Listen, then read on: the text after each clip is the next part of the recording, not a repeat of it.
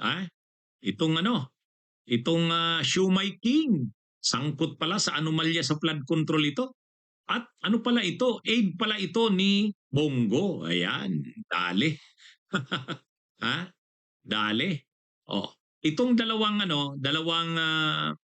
tawag sa kanila Siumay King kasi sila yung nagtayo ng negosyong ito ng siumay tapos nagbabukas ng mga franchises.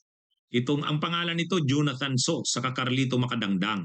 Itong dalawang ito, ah, biglang-bigla, sobrang yumaman. Sobrang yumaman mula sa maliit lang na kapital, sobra, nagbilyon, bilyon. Ngayon, inimbestigahan ng AMLAC, ng Anti-Money Laundering Council. Anong lumalabas sa investigasyon ng AMLAC, ng Anti-Money Laundering?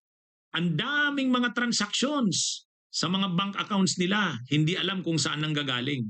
Kung dahil lang naman sa negosyo nila itong pagpa-franchise ng Siumay, kaya yung Siumay King, eh hindi naman ganun kalaki kabigla. Kaya nakakaduda. Nakakaduda itong Jonathan So at saka Carlito Macadangda. So inimbestigahan ng AMLAC, sinundan ang kanilang mga transactions at lumalabas konektado pala ito doon sa top nuts yung top nuts construction. O yung top nuts construction involved yan doon sa mga maanumalyang flood control project sa Bulacan. Yung mga ghost project sa Bulacan. Kaya ito palang si Jonathan So ng Siumay King nababanggit pala ni Bryce Hernandez doon sa kanilang sinumpaang salaysay. Kaya kinumpirma ng DOJ kasama sa kakasuhan itong si Jonathan So ng Siumay King. Ayan. At ayon sa Billionaire News Channel, nung panahon ng kampanya ni Bongo, ito ay aid, alalay ni Bongo. Ayan, grabe talaga. Ayan na, mga kabunyog, mga kababayan. Kaya sangkot ito sa flood control, tapos aid pala ito ni Bongo. Ayan na. Kaya maraming kahit yung Anti-Money Laundering Council nabibigla. Bakit biglang lumobo ang mga assets nito, ang mga ari-arian, ang mga deposito sa bangko? Ordinaryong lang naman ito, maliit na negosyo. Maliit lang yung capitalization, biglang lumobo. Biglang lumobo sila nang magsimulang mangontrata sa DPWH. Para pala itong diskaya, no? Para palang diskaya ito, mga kabunyog, mga kababayan. Itong mga Siumay King. Kaya akala mo pinagmamalaki nila na successful yung kanilang negosyo. Akala mo dahil lang sa siumay. Hindi pala. Nagbukas sila ng negosyo ng pangungontrata sa mga construction projects sa DPWH. Yun na. Nagsimula na. At na-involve sila dito sa mga maanumalyang ghost project sa Bulacan. Pinangalanan ni Bryce Hernandez itong Jonathan So na ito. Itong Jonathan So na dating aide ni Bongo. Kaya yan, mga kabunyog, mga kabayan. Ayan na, nagkakabukasan na ang mga ito. Grabe talaga ang nangyari sa bansa natin, mga kabunyog, mga kababayan.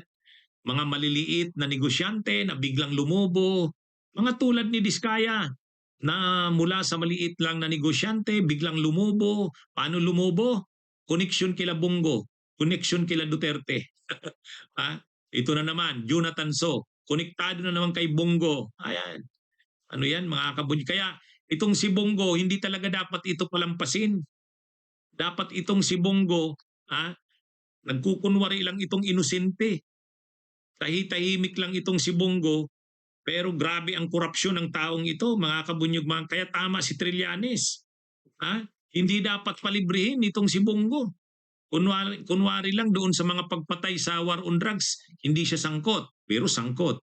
Kunwari sa mga anomalya, hindi sangkot, pero sangkot. Kita nyo. Kay Diskaya, pamilya ni Bongo ang ka-joint venture doon. Ito na namang Jonathan So, aid pala ito ni Bongo nung panahon ng eleksyon.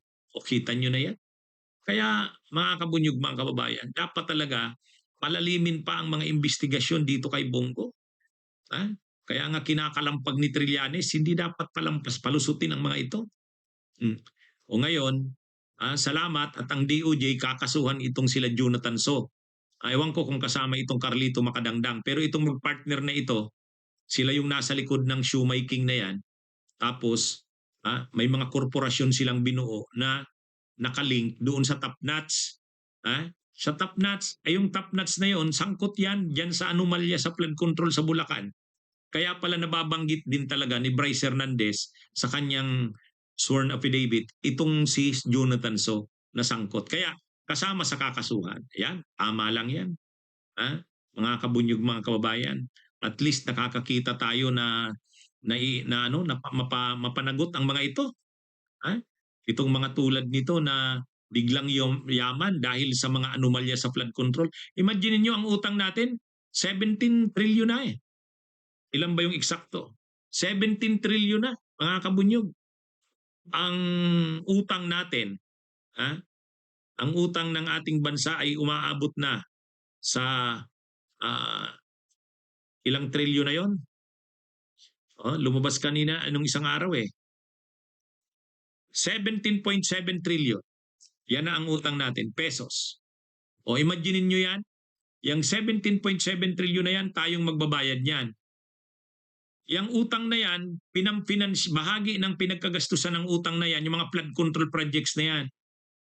Tapos mapupunta lang sa bulsa ng mga tulad nito, mga Jonathan So na ito, Carlito Macadangdang, mga tao nila Bungo. Imagine niyo yan, mga kabunyog, mga kababayan, mga flood control projects na ghost. Yan. Akala mo naman successful yung kanilang negosyo ng shoemaking. Yung pala, biglang yumaman ayon sa AMLAC biglang yumaman dahil dito magsimula ng mangontrata sa DPWH, biglang lumubo ang yaman. Yan ang hindi dahil sa mga shumay na yan. Kasi kung successful man daw yung shumay business nila, franchising nila, hindi naman ganun biglang hirit na bilyon kaagad mula sa kung ilan lang na kapital, biglang nag-bilyon ang at napakaraming mga transaksyon sa mga commercial banks. Na-monitor ng AMLAC eh. AMLAC na mismo ang naglabas ng ganyang mga information. Kaya dapat mapanagot talaga yan. Dapat makuha ang mga ninakaw na yaman ng mga yan. Mga ghost projects yan eh. Kaya salamat lang at ang AMLAC talagang porsigido ngayon. Salamat din sa Department of Justice at ginagawa ang sama daw talaga ito sa kakasuhan, itong Jonathan So na to. Isa pang kasabwat niya, yan yung Carlito Cadangdang. Anyway, mga kabunyog, mga kababayan, panagutin ang lahat ng sangkot. Bunyog, bunyog, halikan na kasama ka. Bunyog, kapag buklod ay may pag-asa. Luzon, Visayas, Mindanao, isa ang pananaw. Sa bagong Pilipinas ang bunyog isisigaw.